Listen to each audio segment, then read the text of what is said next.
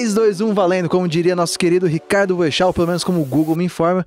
Tirem as crianças da sala porque o negócio vai ficar pesado agora. Está começando a segunda edição dessa nova temporada do Crypto Storm.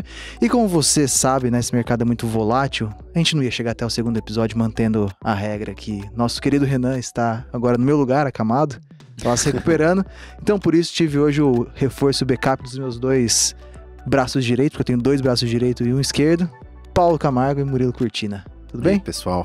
E aí, pessoal, tudo bem? Prazer estar aqui. Vocês já conhecem eles com certeza, mas para quem não conhece, além de mim, que sou o Bazan, os dois aqui fazem parte do nosso time de análise de cripto na Empíricos.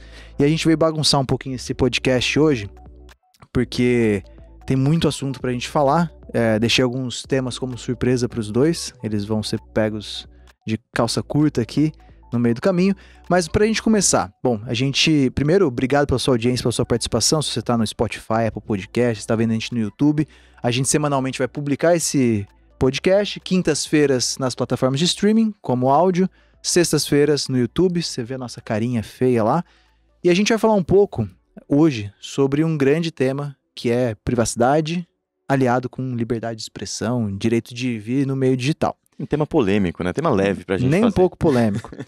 Mas pra gente entrar nesse tema aqui tranquilinho, trouxe algumas das notícias da semana, quero que vocês me complementem aqui se eu estiver esquecendo de alguma coisa.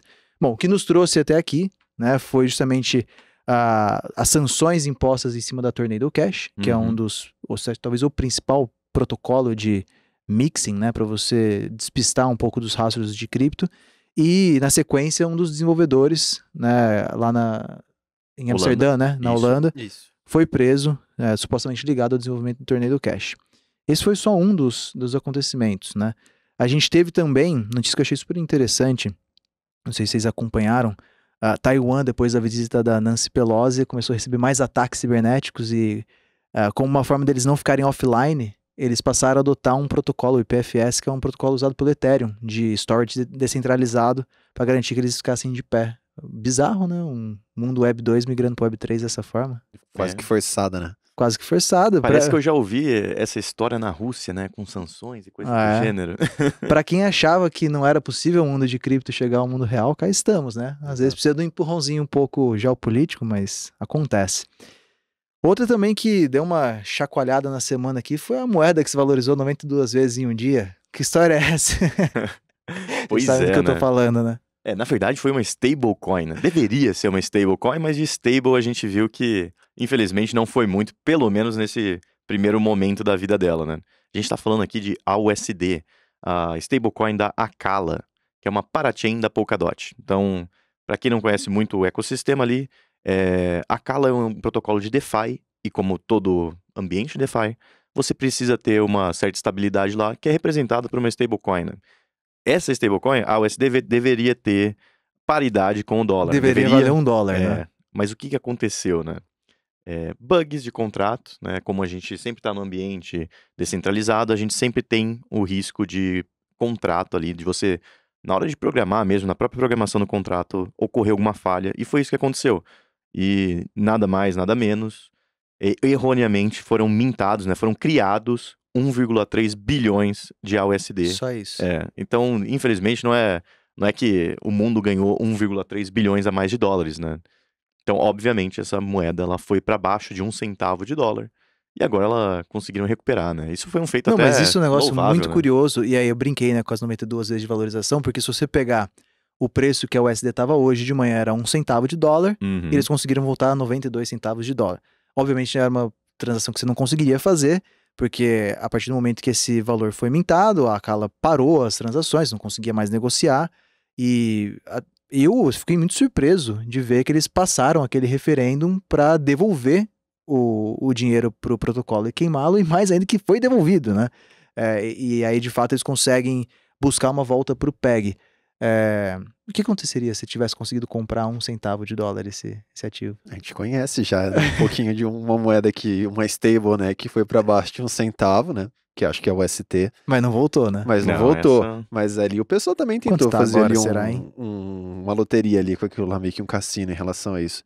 Assim, claro, né, que não tinha como você transacionar, né, que só mesmo quem tava ali quando esse bug estava rolando que conseguiu fazer algum tipo de negociação.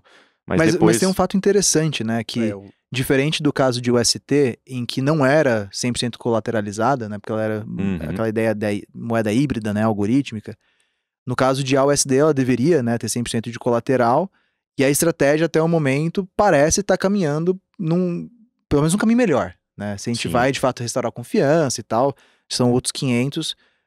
Mas interessante, e no fundo, tudo isso tem aberto muita discussão recentemente sobre as stablecoins em geral, porque até o próprio...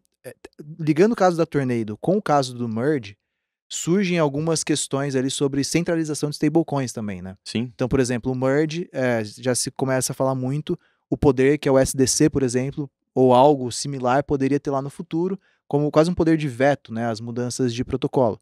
Assim como num mundo em que você tenta descentralizar e aí você tem uma Tornado Cash, você tem a centralização de poder vindo via sanções governamentais ainda. E aí começa a ficar cada vez mais forte a narrativa para você ter, de fato, moedas, stablecoins descentralizadas. Você tem, por outro lado, essa prova de que é um negócio bem complexo, né? Mesmo a centralizada ainda dá bastante pau. E no meio de tudo isso, a regulação, né? Que é onde que ela vai deixar ou não você criar moedas descentralizadas. Eu acho que o principal é a gente pensar no que significa descentralizada, né? Então a gente tem o exemplo da DAI com a Maker, que recentemente teve bastante...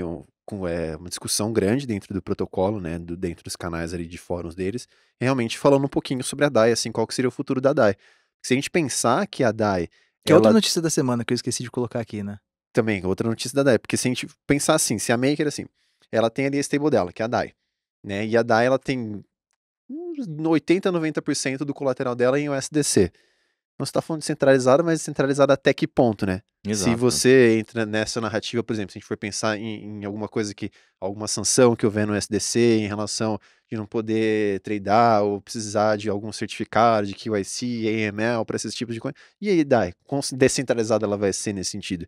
E a gente estende isso para várias outras, né? O USD também tinha o SDC dentro do seu colateral. Eu acho que a gente tem que também, às vezes, entra um pouco nessa narrativa de a gente fala de é um ambiente descentralizado. Um ambiente descentralizado em que ponto, né? A gente tá falando ali de votação de DAO, que um cara que tem, sei lá, que aconteceu lá com uma DEX da Solana, que um cara tem 80% do poder de voto, 70% do poder de voto, entra muito nesses empates, assim, que o mundo de cripto ainda não é claro em relação a até onde vai a narrativa deles, né? E qual vai ser o ponto em que o regulatório vai se juntar com o cripto e vai começar a tentar caminhar de lado sem um tentar brigar com o outro, né? Que é um movimento que uma hora ou outra vai ter que correr. Descentralizado pelo não útil, né? Seria a DAI o socialista de iPhone do mercado de cripto?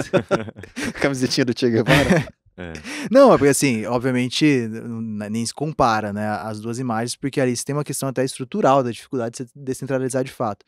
Mas é um grande dilema, né, que é o que a gente vai entrar logo mais, mas só pra gente não deixar de passar pelas outras duas notícias que eu levantei aqui. Aqui no Brasil, né, a gente teve o lançamento de duas plataformas de cripto, XP e BTG colocando no mesmo dia na rua, uma briga boa aí. Particularmente, vejo como algo que é muito mais institucional e peso de marca do que uma plataforma mais completa como as grandes exchanges, né? Mas passos importantes de a gente ver players desse tamanho fazendo isso. E falando em tamanho, BlackRock, né? Que eu assustei antes da gente começar a gravar, descobri que eles têm 10 trilhões de dólares sob gestão. É um pouquinho, né? Eu não sei quanto que dá 10 trilhões, mas deve ser bastante coisa. E os caras botando o pezinho em cripto, né? Pois é, né? E assim, cara, a gente tá falando aqui dos maiores players do mercado financeiro tradicional, né? Mesmo que a exposição deles sejam pequenas, para o mercado de cripto é uma parcela muito relevante, né? Então, é muito legal a gente ver essa aproximação, mesmo com todos esses percalços regulatórios que a gente vem ouvindo aqui na mídia, etc. É muito interessante ver essa adoção institucional acontecendo, porque é dessa maneira que a gente vai desenvolver o mercado, né? Com certeza, assim, eu lembro que no ano passado ainda, assim, não é nem muito tempo, assim, quando a gente ainda, assim, tinha algumas conversas, e às vezes com o pessoal tipo BlackRock, esse pessoal assim, a visão deles era assim, cara, eu tenho um cliente meu que tá querendo entrar em cripto, eu não tenho exposição a cripto, e se eu não segurar esse cara, o cara vai para outro lugar. Então tem que arranjar algum exposure para ele de cripto, em alguma forma, assim. Então, seja via ETF, seja via exposição direta em algum fundo, alguma coisa assim, eles iam procurando em relação a isso. Então, assim, principalmente o movimento institucional do mercado realmente esperava que viesse ali uma entradinha pequena desses caras, mas que o que é pequeno para eles, pra gente já é gigante. Não, e aí nesse caso vale a máxima do mercado, né? Você quer estar certo, quer ganhar dinheiro. Eles querem ganhar dinheiro. Eles podem não gostar, sei lá, não ter alinhamento estrutural com o ativo. Não, daqui a pouco você vai vir anunciando hedge de cripto da É, BlackRock, Digital Assets, pode esperar. Tudo acontece assim, né? E antes de eu passar para uma pergunta importante aqui, fazer um parênteses, né? Eu fiz questão de trocar de roupa antes de gravar esse podcast, porque eu queria estar com a B de Bazan, B de Bitcoin aqui. Porque esse podcast é descolado, ele tinha que estar assim, né? Mas O eu Vazan tenho- tá passando frio aqui, né? O único sem blusa. em prol da nossa classe de ativos. Mas eu tenho uma pergunta aqui, que até agradecendo aqui formalmente ao Renan, ele, apesar de não estar presente, ele montou uma baita pauta pra gente aqui. O Renan, que é um baita jornalista de cripto, e ele começou com uma pergunta que eu acho bem curiosa, que é, dá pra censurar um aplicativo? A gente tem um histórico, por exemplo, se não me engano, o Didi foi banido lá na China, da App Store. A gente teve o próprio, ainda no governo Trump, o bloqueio ao TikTok. Você tem histórico no mundo tradicional de bloqueios a aplicativos. Sim. E a gente teve, semana passada, o bloqueio ao Tornado Cash. O que vocês acham disso, da censura e o bloqueio de aplicações? Bom, acho que tem grandes diferenças, né? Primeiro a gente tem que entender o que que é uma aplicação, o que que a gente está bloqueando ou não, né? Primeiro, acho que tem uma diferença de visão, né? Em questão de jurisdição. Então, para aplicativos, né, quando você está atuando dentro de um país, você precisa seguir as leis daquele país. Até aí, tudo ok. Como que você faz isso num ambiente que é descentralizado, como é cripto, que você não tem uma jurisdição, né? Você não tem uma empresa central por trás daquilo. Então, aonde que a Tornado Cash fica, né? Ela não tem um... Aí a gente começa a entrar No numa zona... metaverso, né? a gente começa a entrar numa zona cinzenta, né? Do que pode e o que não pode. A gente já tem, né, outros protocolos em DeFi, por exemplo, que não são sancionados, essa é a primeira vez que acontece, mas que já tem algumas certas barreiras para alguns cidadãos, né? Então, uma coisa que é muito comum é a gente ver lá nos Estados Unidos, cidadãos dos Estados Unidos, ou basicamente qualquer pessoa que tenha endereço fiscal nos Estados Unidos, não poder operar em alguns protocolos de DeFi. Como é o caso, por exemplo, de YDX, né, que é o principal protocolo de DeFi de derivativos na Ethereum. Então, mas é a primeira vez que a gente vê, de fato, uma censura, né, uma sanção do Tesouro Americano contra um protocolo. E aí a gente entra até nessa discussão novamente de quão descentralizado é isso, né? Ele pode ser até descentralizado, mas ele ainda não é imune à censura, né? Que é uma das Exato. prerrogativas do Bitcoin. Eu até ia fazer uma pausa para pedir pro Murilo explicar um pouco do que é a Tornado Cash para quem estiver boiando no tema aí. Não, assim, só contextualizando, então, assim, a Tornado Cash, ela basicamente vai ser um mixer ali. Imagina ali, você tem sei lá, uma maçã, entendeu? Você quer pegar essa maçã, você joga no liquidificador, você bate ela, você dissipa ela em 3 copos, ela vai continuar sendo a mesma maçã, só que ela tá totalmente desfragmentada e dispersa em 3 copos. É um pouco isso que a Tornado Cash fazia, ela pegava as suas transações dentro dali do ambiente da rede do Ethereum, e ela mixava ela, colocava em várias diferentes transações e jogava elas como se fossem diferentes fragmentos, assim, dispersos, para depois não conseguir. O trabalho de rastrear elas é bem mais difícil, bem mais complexo do que fazer por exemplo, você entrar ali num Etherscan, que tem o blockchain ali aberto e você consegue rastrear tudo isso. Acho que a principal diferença é que se a gente olhar para um banco, hoje eu não tenho acesso, por exemplo, às transações bancárias do Bazan, né? Isso é privado, é dele. O banco detém essas informações, mas elas não são públicas. Não, e aí até você entra justamente nessa questão que até para quem tá ouvindo e nunca ouviu falar sobre o Tornado Cash, talvez esteja acompanhando as notícias e vendo, não, nossa, realmente, tinha que banir, o negócio é só para lavagem de dinheiro, é só para fins ilegais. Mas não é bem assim, né? Não. Tudo bem que, em alguns casos, eu sempre brinco com a história do Monero, né? Por exemplo, ele é uma moeda focada em privacidade que nasceu da essência da Deep Web. Mas não quer dizer que ele só é usado para isso, né? Até tem 2 dados aqui para contrapor uma coisa com a outra. A gente tem, por exemplo, um relatório da Slow Mist que mostrou que a Tornado Cash ela recebe quase 75% dos fundos de lavagem de dinheiro do Ethereum. Ou seja, a maior parte de fundos que são lavados relacionados a Ethereum vão para a Tornado Cash. Isso poderia ser um dado ruim. Só que você tem que olhar do outro lado, que é, tá, mas de tudo que passa na Tornado Cash, quanto de fato é de vias ilícitas? E aí, esse é um outro dado da Consensus que está ali em torno de 10%. Até quando eu peguei um dado que o CZ, né, o CEO da Binance, publicou um tempo atrás, quando você olha 2021, eu não lembro se era meio ou 1,5% das transações de cripto eram ligadas a fins ilícitos. Então, assim, Sim. é uma parcela muito pequena, inclusive cripto geral, menor do que do mercado tradicional.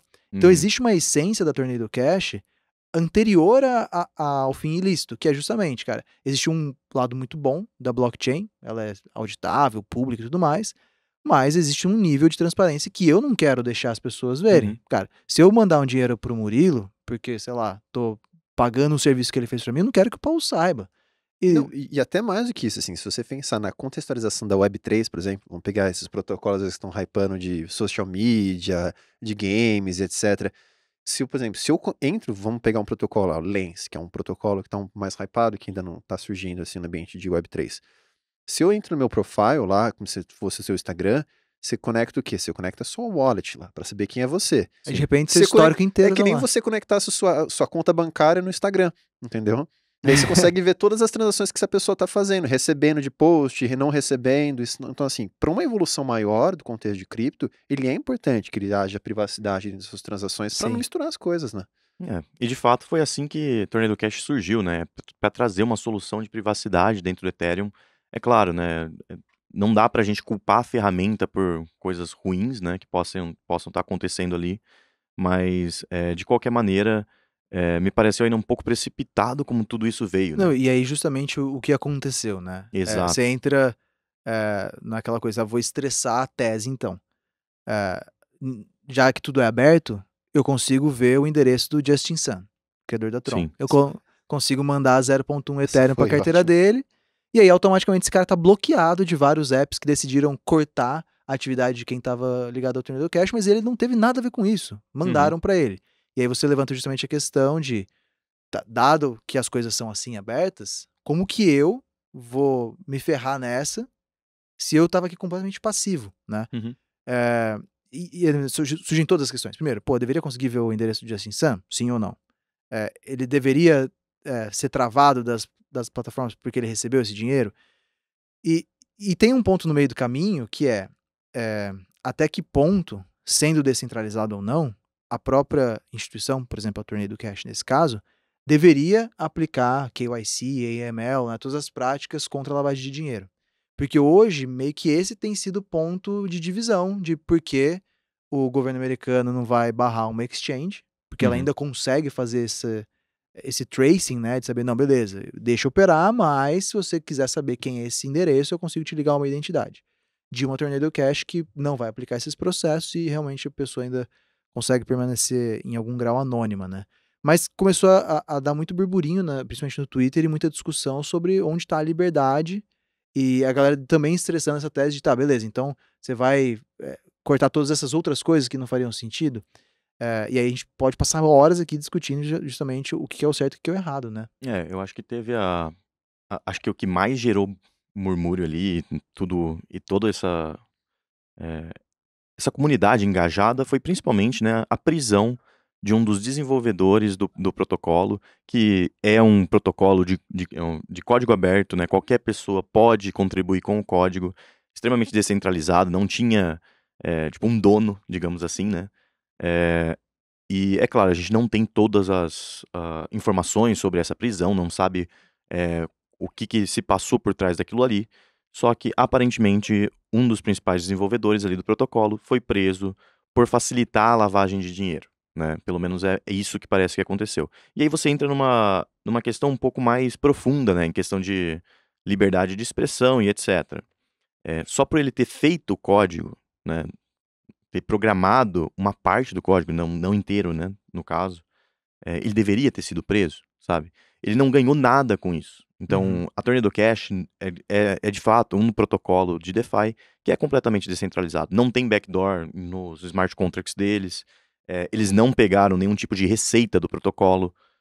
E, inclusive, a Tornado Cash tinha também uma parte da chain analysis ali de compliance, de detecção dentro do front-end deles. Super diligente, né, nessa questão. Então, o quão culpado era esse desenvolvedor?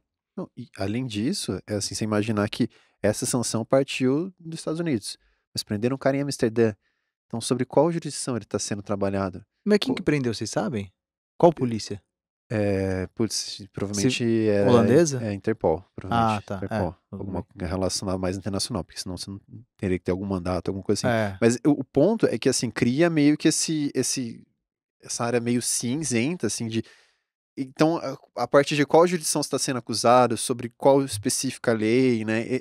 Assim, e entra num ponto mais crítico para mim, é que como o regulador vai debater o funcionamento de DeFi? Quanto que ele sabe em relação a isso? Uhum. Quanto É. que ele já foi profundo? Então a gente viu há meses atrás o próprio pessoal de exchanges centralizadas indo lá explicando para o Congresso o funcionamento de cripto, de blockchain, né? Mas assim, tem algum especialista lá, forense, ou algum especialista legal que entenda o funcionamento de DeFi, de yield farming, de como é que eu faço transações, etc., para conseguir um julgamento desse? Então, acho que é um movimento bem evolutivo, assim, ainda tem muito chão para percorrer para a gente ter um ambiente mais justo. A gente sabe que existem coisas que em cripto que precisam ser melhores, com certeza, né? Tornado Cash é um dos exemplos dele, mas ali simplesmente passar a foice e cortar tudo também não parece a melhor solução. Não, e assim, você vê como as coisas elas começam a convergir, né? Esse caso da Tornado Cash, ele mostra muito quanto o ambiente de cripto, não adianta quão ideológico você seja, ele ainda é muito dependente do mundo tradicional, ele ainda sofre censura, mesmo que ele seja, Uhum. tente ser imune à censura. Você pega, por exemplo, que não é notícia da semana, mas foi há pouco tempo, o caso da Coinbase, que foi acusada pela SEC de listar valores imobiliários na plataforma, ao mesmo tempo que a Coinbase alega que todo o processo de diligência que ela faz para listar um ativo segue justamente as premissas da SEC. Ou seja, tem um buraco regulatório aí, e a própria SEC talvez ainda não entenda como considerar ou não alguns ativos como securities. E você pega o caso da DAI, né, a stablecoin da Maker, que essa notícia da semana, né, que a gente comentou mais cedo, que beleza, talvez eu tenha que escolher não ter mais o PEG com dólar. O que acontece com o ambiente de cripto se você tirar esse PEG? Não é simples assim, beleza, eu posso dar, isso aqui é uma stablecoin que agora é stable na minha concepção, não é mais stable em relação a dólar. O que acontece com o mercado?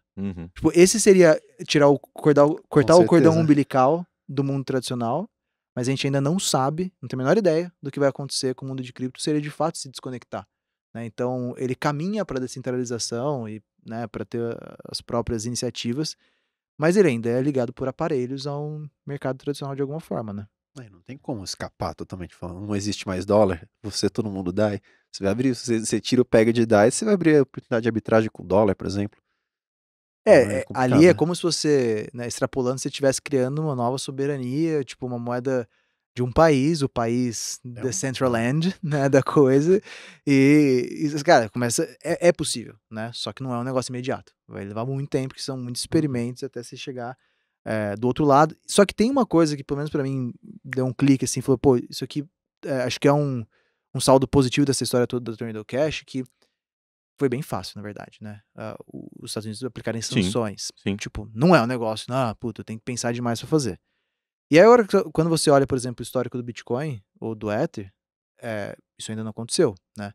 Então, eu lembro que lá atrás, quando as pessoas entendiam muito, muito pouco, assim, sobre o que era cripto, sempre vinha aquele argumento, mas não vão proibir Bitcoin?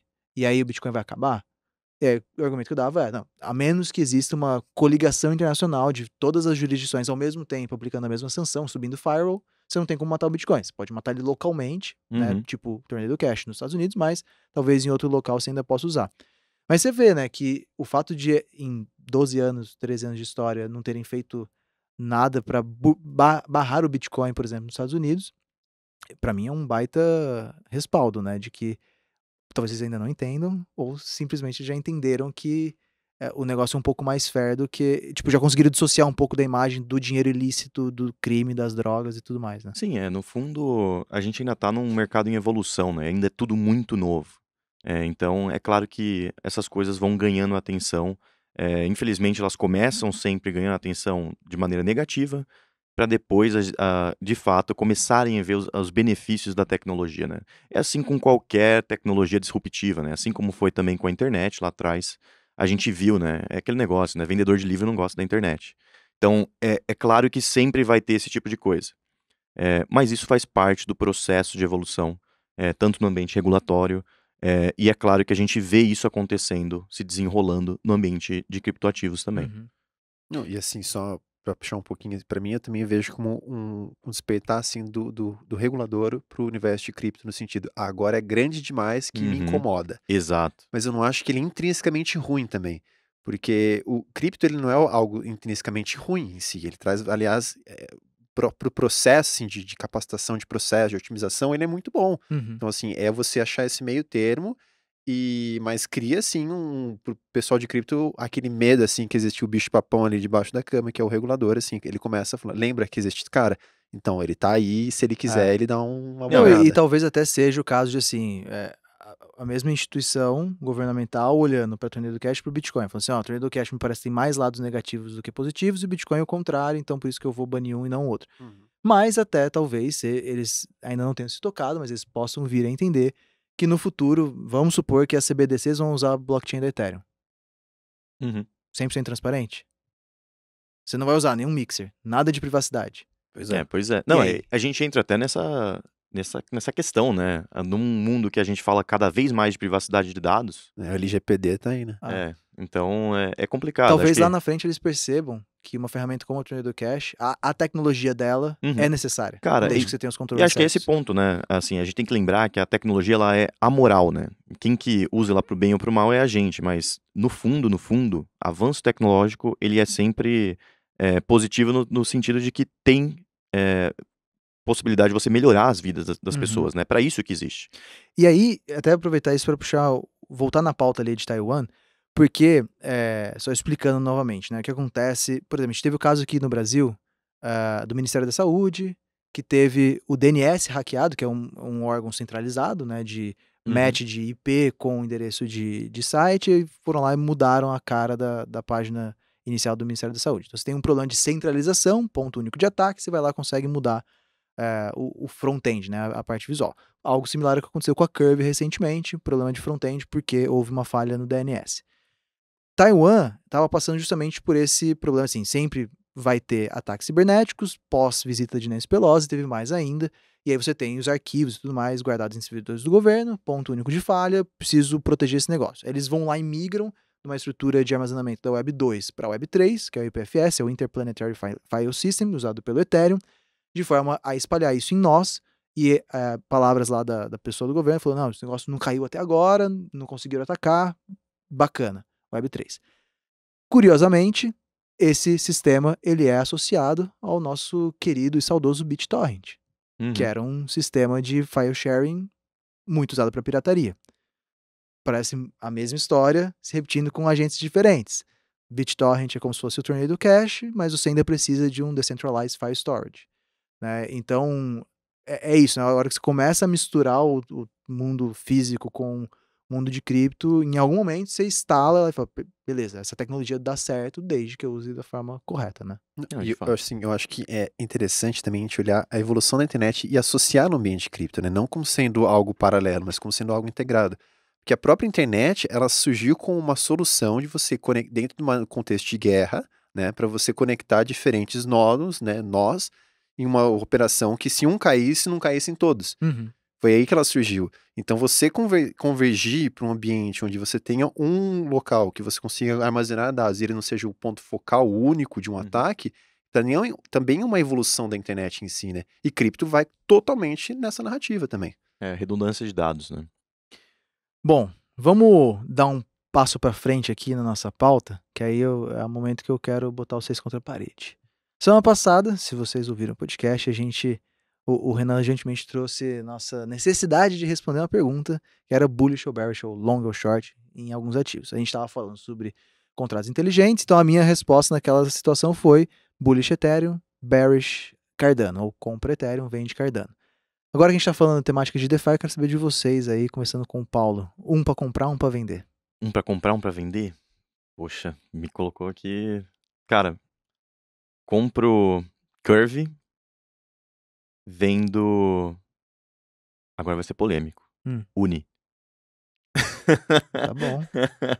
É long and short aqui, né? Então... Não vou perguntar por quê, só quero saber os ativos. Olha, se eu tivesse que pensar, eu compro Curve também e vendo sushi. Você é um sushi man, abriu um restaurante japonês. Muito bom, beleza. Então vamos para nossa parte final aqui, que é o nosso meme da semana. Tem Não, alguns, pera aí, né? antes da gente ir pro final, eu vou fazer um pouco diferente. Ah. É sua vez também, Bazan, não coloca a gente na... Não, mas eu já falei da semana Não, passada. mas na semana passada, agora é DeFi. Vamos lá. Puta, então vamos lá. Pra ser contrário a você, eu compro o Uni. E eu vendo... Deixa eu abrir minhas cotações aqui, ver o que eu vendo. Tem uma boa, mas pensei só agora, então não posso falar. Não, você pode falar se você quiser. Eu também posso fazer uma menção honrosa aqui.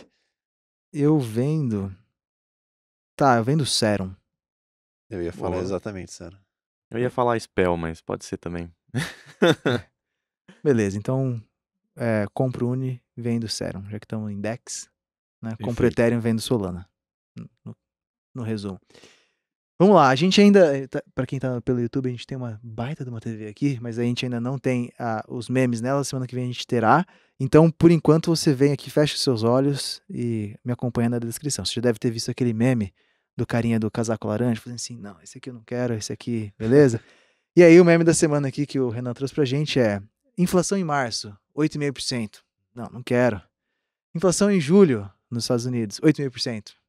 Agora tá tranquilo, o mercado adorou. O que vocês acham disso? Os mesmos dados em meses diferentes, o mercado completamente ao contrário, né? Lá em março, o mercado não gostando desses dados de inflação, e agora em julho, o mercado comemorando segundo trimestre seguido de PIB caindo e inflação ainda alta. Acho que sendo justo aqui, né, a gente tem que lembrar que os preços no mercado, eles vivem no futuro, né?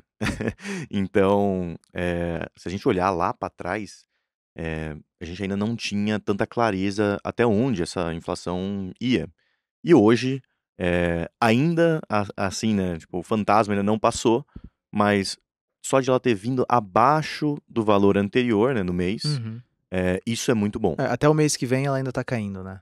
Isso. Vai saber o que vai vir no mês que vem. Exato. E ainda tem muito esse negócio de que assim, a gente meio que alinhou os astros, né? Porque você teve um período de ativos muito descontados, aí qualquer notícia começa a ser um pouco de alento, inicia um rally de bear market, vem um dado de inflação melhor do que esperado, se retroalimenta tudo isso, né? Mas aí tem que ficar muito de olho. No meio de setembro, divulgação dos dados de inflação relativos a agosto, se de fato a gente continua esse ritmo de queda, ou se vai ser igual no primeiro semestre, em que a gente achou que estava caindo e voltou a subir, né?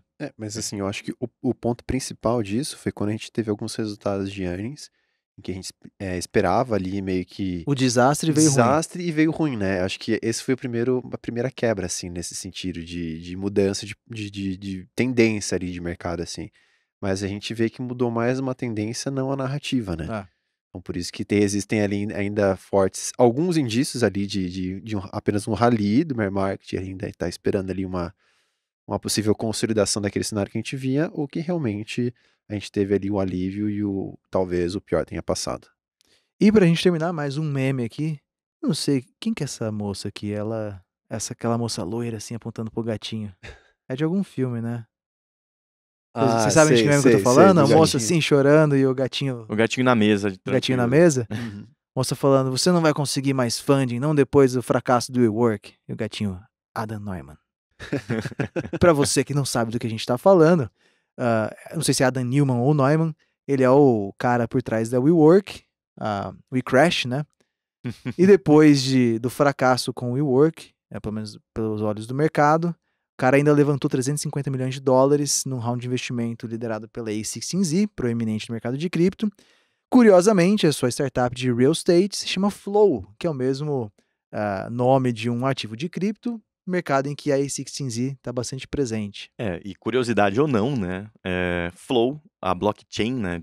Que o Bazar acabou de falar, subiu com a notícia, sendo que ela não tem absolutamente nada a ver com a empresa do Adam Newman. Não, justiça feita, a Flow ela também teve um impacto bem positivo com a parceria que eles fizeram com o Instagram. É um pouco inesperada. Peraí, qual Flow?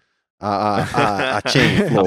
A blockchain, A Chain Flow, que ela é do ambiente de cripto, que é ali, né, nesse ambiente de NFTs e tudo mais. Sim. Ela firmou uma parceria com o Instagram, e aí surgiu um hype trade gigantesco em relação a ela. Ela subiu ali 30 e poucos % no dia. Mas ali, como ela tava meio que, acho que na mídia ali, no hype, também essa questão do flow ali. Não, total. Ativaram os bots, né? E começou a meio que, porque é flow, tô treinando. Não, e e é aí isso bizarro, né? Assim, o cara, depois de tudo que rolou com o WeWork e no mercado que a gente tá, conseguiu levantar um round tão grande que marca, de fato, aqui a informação da Delphi, né? Esse round de 350 milhões de dólares, liderado pela A16Z, marca o maior cheque assinado pela companhia em qualquer round de financiamento, de investimento, né? Me lembra muito a figura do Elon Musk, que é um cara que consegue assinar cheques em qualquer situação. E aí, pra gente encerrar aqui dando já uma dica cultural, você que me acompanhava no Tela Azul sabe que eu sempre falava desse documentário, porque é o único que eu assisti, que é o do Fire Festival, né? Que também é um outro cara que consegue sustentar uma narrativa por muito tempo. Eu assisti, na verdade, o documentário da Discovery Channel, mas eu não sei se você consegue, talvez no Discovery Streaming lá que tem, você consiga assistir. Muito bom. Tem na Netflix também, é um outro documentário, mas a mesma história. É um dos, sei lá, os maiores festivais que foram prometidos e nunca entregues, uma história muito bizarra. E o cara que acreditava demais nas próprias mentiras. Não que seja o caso do Adam Newman, mas é um cara que conseguiu sustentar uma história e trazer gente pro entorno dele por muito tempo, mesmo com todo o fracasso, né? Então fica dica cultural aí pro final de semana. Acho que tem até o Inventando Anna também, né? Que é muito parecido. Também. Então já que eu trouxe você outra dica de série ou filme documentário. Uma dica de série documentário? Vale Crash. Boa, finalizamos. Talvez o Adam ele tenha surgido com a retórica de eu já errei uma vez, agora eu aprendi, né? Aprendi fail fast, mas fail big, né? Mas é isso, então muito obrigado pela presença de vocês. Para você que está assistindo a gente, se você não for uma pessoa aí que é antissocial, você tem vários amigos, então você pode compartilhar com seus amigos esse podcast, seja no Spotify. E se for antissocial, uma boa forma de fazer amigos também. Compartilhar esse podcast, fala sobre cripto. O podcast de cripto, né? Ótima maneira de fazer amigos. Perfeito. Não, e aí você já vai se preparando, quando chegar no Natal, você vai ter assunto pra mesa lá, que só você vai manjar. Exato. Vai ser o rei da mesa sobre cripto. Compartilha com seus amigos, manda, é gratuito, é aberto, a gente te espera. Se você estiver principalmente no YouTube, tem uma caixinha de comentário aqui embaixo, manda seu comentário se tá gostando, não tá gostando, o que você gostaria de ver aqui, que a gente vai refinando para os próximos. Espero que na próxima Renan também esteja de volta 100%. E vamos que vamos. Valeu. Valeu, pessoal. Valeu, pessoal. Até a próxima. Até mais.